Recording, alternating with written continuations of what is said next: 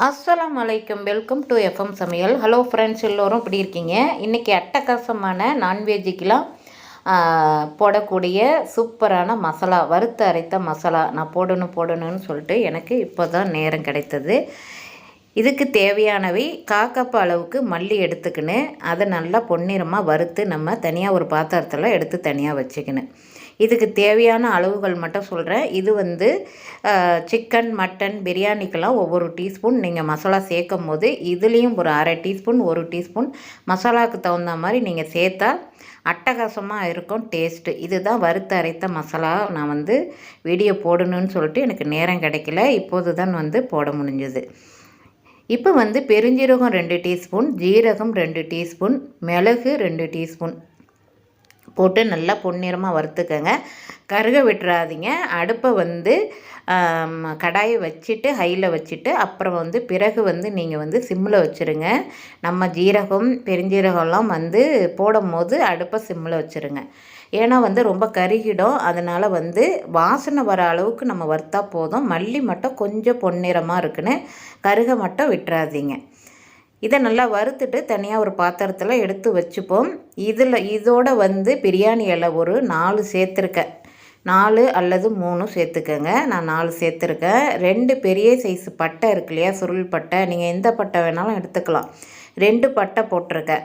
போட்டுட்டு நல்லா வறுத்துக்கின்னு நல்லா வாசனை வரும், கம்மன்னு வாசனை வரும். அந்த ஸ்டேஜில் அடுப்பை ஆஃப் பண்ணிவிடுங்க. அடுப்பை மட்டும் ஹையில் வச்சிடாதீங்க, மீடியமாகவும் வைக்காதீங்க, அடுப்பை சிம்மில் வைங்க.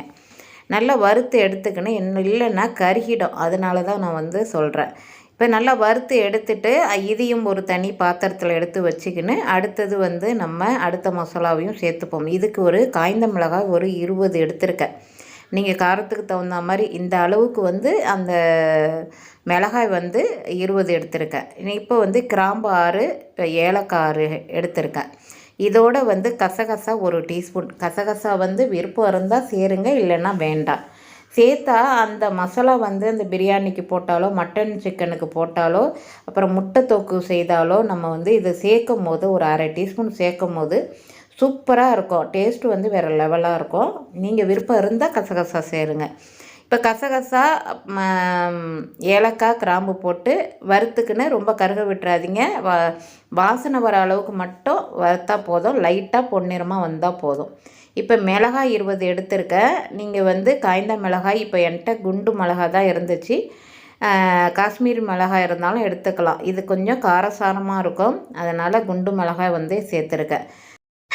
மிளகாய் வந்து நீட்டு மிளகாய் இருந்தாலும் சேர்த்துக்கங்க. நல்லா வறுத்து எடுத்துகிட்டு எல்லா மசாலாவையும் அடுப்பை ஆஃப் பண்ணிவிட்டு மல்லி, பட்டை, கிராம்பு எல்லாத்தையும் இந்த ஹீட்டான அந்த கடாயிலேயே போட்டு ஆறின உடனே நம்ம மிக்சி ஜாரில் போட்டு நைஸாக அரைச்சிக்கின்னு அவ்வளோதான் வறுத்து அரைத்த மசாலா. இது நான்வெஜ்ஜுக்கெலாம் சூப்பராக இருக்கும், பிரியாணிக்கும் அருமையாக இருக்கும். லைக் பண்ணுங்கள், சப்ஸ்கிரைப் பண்ணாதவங்க சப்ஸ்கிரைப் பண்ணுங்கள். அடுத்த சூப்பரான ரெசிபியுடன் உங்களை சந்திக்கிறேன். தேங்க்யூ ஃபார் வாட்சிங். பை.